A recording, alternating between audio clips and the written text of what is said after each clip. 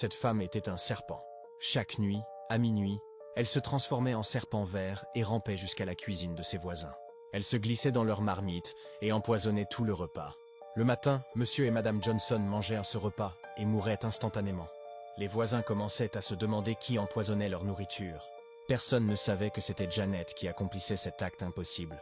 Mais voici la partie la plus choquante. Janet ne pouvait se transformer en serpent qu'à minuit pile. Et elle devait redevenir humaine avant 6 heures du matin. Sinon, elle resterait serpent à jamais. Son mari l'avait épousée dans un village et l'avait amenée en ville. Elle était si belle que son mari n'aurait jamais imaginé avoir épousé une sorcière. Aucun homme ne pouvait passer près d'elle sans se retourner pour admirer sa beauté. Mais tous ceux qui admiraient Janet finissaient pris dans son piège mortel. Un de leurs voisins, monsieur Johnson, était le seul homme qui ne se souciait pas de la beauté de Janet. Johnson aimait sa femme. Pour lui, elle était la plus importante, pas Janet. C'est justement pour cela qu'elle a tué monsieur Johnson et sa femme. Une nuit, Janet se transforma en serpent à minuit. Cette fois, son mari se réveilla 5 minutes plus tard, mais ne trouva pas sa femme à côté de lui. Il pensa d'abord qu'elle était allée aux toilettes, mais elle ne revint jamais. Je ne comprends pas où est ma femme, dit-il en se levant. Il chercha partout dans la maison, appela son téléphone, mais celui-ci était posé sur la table.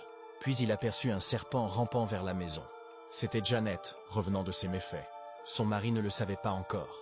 Il prit un long bâton pour essayer de l'arrêter, mais le serpent fila dans le noir dehors, passa par la fenêtre et redevint Janet dans la chambre. « Chérie, je suis là. » appela Janet, déjà transformée en humaine.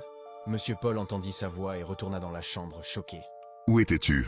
Je te cherchais partout. » Janet mentit. « J'étais là, je suis juste allée dans la cuisine chercher quelque chose. Et quand je suis revenue, je ne t'ai pas trouvé non plus. » Mais je suis moi aussi allé vérifier la penderie.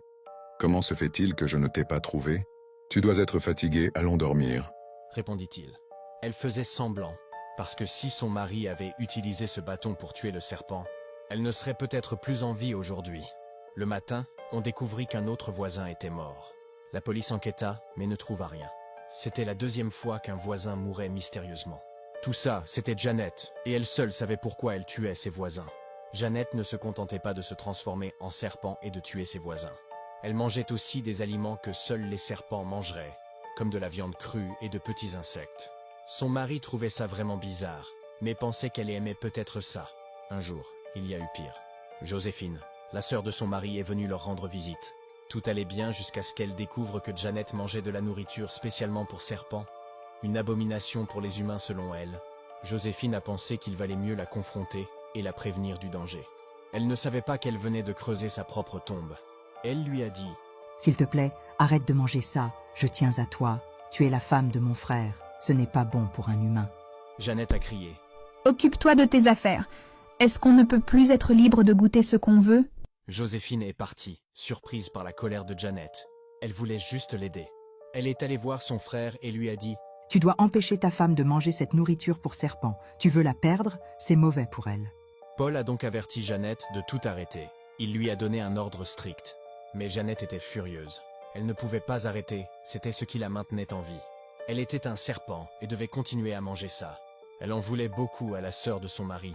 Puis, une nuit, à minuit pile, elle s'est transformée en serpent, a rampé jusque dans la chambre de Joséphine par le plafond, l'a vue dormir et lui a mordu la jambe. Joséphine est morte sur le coup. Personne ne saura jamais ce qui est vraiment arrivé à Joséphine. Janet n'était pas un simple serpent. Si elle mordait quelqu'un, elle faisait en sorte qu'une autre maladie apparaisse sur le corps pour cacher sa trace. Au lieu d'une morsure de serpent, on voyait un cancer ou une autre maladie fatale. Le matin, Joséphine était morte, et les médecins ont dit que c'était à cause d'un problème cardiaque qu'elle aurait depuis longtemps. C'était faux, mais ça semblait crédible. Personne n'a eu de doute. Janet a pleuré de fausses larmes et a dit « Elle était comme une sœur pour moi.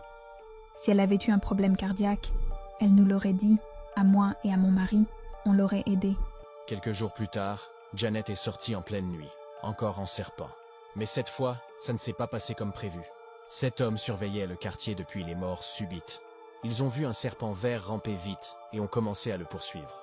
Janet n'a pas eu le temps de redevenir humaine. Ils éclairaient de la zone avec des lampes torches, et si elle avait changé, ils l'auraient découverte. Elle a continué à ramper, ils l'ont poursuivie sans relâche. Finalement, ils l'ont attrapée en la frappant fort.